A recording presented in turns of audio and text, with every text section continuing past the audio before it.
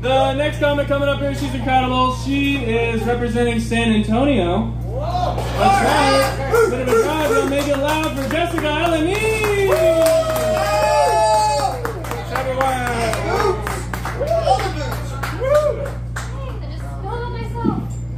Thanks, keep it going for Matt and John.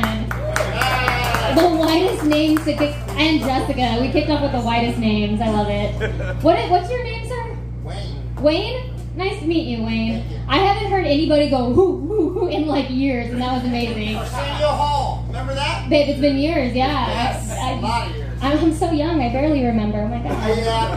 No, but you're great. But you're not from Texas. I am not. You're not, but you're just a big fan. Massachusetts. Oh, okay. Cool. Massachusetts has what, like Snow. Snow? Yes. And so you came to California. Nice. Why didn't you go to Texas? You know what? I was 3 when I came home. Okay, so you didn't have a choice. But now you have a choice, so why haven't you gone? I tried. You try to go? They're like, they don't want Massachusetts here. That's not. Because you know what? It's probably why, because Texas really only has Mexicans. Did you guys know that? That's the main export there. So they're like, you can't come. No, babe, I'm from San Antonio, right? And I grew up thinking, honestly, that everybody was Mexican. Even like blonde hair, blue eyes. I was like, this obvious. You get it. You're in. Like, I genuinely thought that was the only option. Someone told me they were Spanish, and I was like, that's just the language. That's not a thing. That's not a thing, you know? Yeah. Dude, it was wild. Like, I got to LA, and people always assume I'm white. They always assume I'm white, and they always talk to me about things like their chakras and aligning their energies. I'm like, babe, are you talking about chanclas? What are you talking about right now? Like, what are you saying? The first time I got invited to Pilates, I thought they said paletas. I was like, this isn't ice cream. What are we doing here? This is not what I bargained for. No. I am from San Antonio, and it's also known for being Mexican and for being Military City, USA. We have any veterans here? Woo! Yeah, All right, it's my show, not his. No, I'm kidding. No, I'm not a veteran, but I do it for the troops, you know. I've done my tours of the bases. I've got it. No, being from San Antonio, we get to play a fun game. Like, is that family a military family, or are they Mexican, you know? Like, their dad's not here. Are they military, or are they Mexican? And as someone would say, like, oh, I served, you're like, wait, is that military or Mexican? Are you talking about jail or overseas? I don't know. Thank you. I do try to be more Mexican. I genuinely do, because I want to be a part of my culture. I do. Like, so I try things. Like, I wear my hair curly. I wear hoop earrings because that's the uniform. You'll see. You know, I say and shit at the end of my sentences. Dude, I even spent the night in jail once because I really was like, I got to be a part of the culture. I got to commit, you know? And was anybody else been to Club Gen Pop? That's okay, because the kids are here. You don't want to say it's fine. It's fine. I'll be the one. I did. Yeah, I spent one night in jail. It was just one, because I'm not that Mexican. It was just one night in jail. I got a DWI when I was in college. And dude, that was expensive, man. I do not recommend college at all. Oh my god. Still paying for that mistake. Are you kidding me? Jail, on the other hand, is not that bad. It's not that bad. Like, yes, they take away your rights, your freedom, your privacy, but like, that's just being a woman in Texas, okay? It felt like home to me. I was like, this is nice. Is Abbott here? I was like, you're right. Women shouldn't make decisions. This is good. This is nice.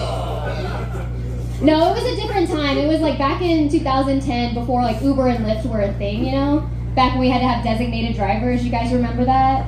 It was when the only rule for them was to stick to Bud Light. That is what that rule was, yeah.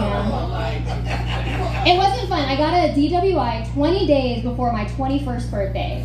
Put a real damper on the whole, like, I can legally drink party I was about to have, you know? Instead of blowing out candles, I was blowing in breathalyzers. It was different. It was a wrong trade-off. I didn't want that. It was not good. No, being from Texas is fun. I grew up, my mom raised me and my 3 older siblings by herself. She was a single mom. You know, she got us through high school, through college. Between the 4 of us, there's 6 master's degrees. Which is like, yeah, dude, it's super impressive for my siblings who each have 2 master's degrees. It's really good for them, you know? That story does make me sound like my dad was a deadbeat. He wasn't. He was just dead and shit, you know? Yeah, that always divides the room. That always hits hard. It's okay. I got a bike that year. It's fine. this side. Wayne's like, I love it. Dead dad jokes are good. Anyways. No, I do have a lot of respect for my mom, man. The older I've gotten, the more she's become like my best friend, you know? Or I guess she's more like that friend that you don't see often, so you call and you're like, hey, we should hang out. And then 10 minutes into hanging out, you're like, fuck, I remember when we did not hang out with you. Like, that's my mom. She's that friend for me. She's that friend. My siblings are great, though. I love hanging out with my siblings. I just spent the last couple of weeks babysitting my 2-year-old nephew for my sister in New Jersey, which was super fun. I don't have kids of my own, I don't. But I feel like I'm like the Donald Trump of babysitting. Nice. Like, I am not qualified for the job by any means. Like, no one should put me in that position ever. But people keep nominating me, and I keep showing up. I'm like, this is gonna be fun. Someone's gonna have a good time regardless. This will be great. No, it taught me a lot, you know. He gave me a glimpse into what my future life could be like, of being a single mom, staying at home, living off of child support. I was like, this isn't that bad. It's not that bad. And alimony, if I'm lucky. If I'm lucky. No, it actually is really hard. Rumor has it to raise kids, it's very difficult. By the end of it, I was like, dang, maybe we should put kids in cages. Maybe we should do that. That's funny. This is Wayne's show, everybody, just so you know. Wayne, it's all for Wayne now. That was funny. No, I did know that the only key thing you need to have to be a good babysitter is to be unemployed. That's really it. That's the bare minimum there. I am recently unemployed. Anybody else? Drinking off of Uncle Sam tonight? All right, cool. Again, jail, unemployed. I'm the real catch tonight, you guys. Just have you know that. I am unemployed, and it's fine. I don't mind it. I was just more upset that nobody felt bad for me. Nobody cared. I told my friends, I was like, yeah, I got laid off today. And they were like, yeah, well, you hated that job. And I was like, yeah, dude, I hated that job the same way married women hate their husbands. You know, I'm like, yes, I'm going to cry and bitch and complain about it every day, but I'm not going to leave, you know? Why would I leave? I need to eat. What? I'm going to leave. You're crazy. It was a bad job. But the biggest thing, people are like, well, what are you going to do for money now? How are you going to make money? And I think I'm going to start getting residuals like actors do from all the guys that I've dated.